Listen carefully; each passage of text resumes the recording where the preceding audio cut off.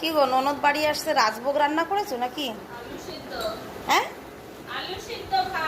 বাবা, ये কেমন ভারবো? हैं?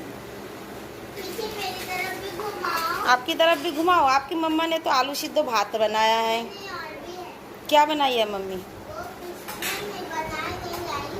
না সত্যি কথা বলতে বলো, এতদিন পরে পিসি আসছে, কি রান্না করেছে মাম্মি? এই সত্যি কথা বলো না। আর এই যে বাটিতে বাটিতে কি? এ ভাইজি, কি রান্না করেছে তোর মা? কে রান্না করেছে?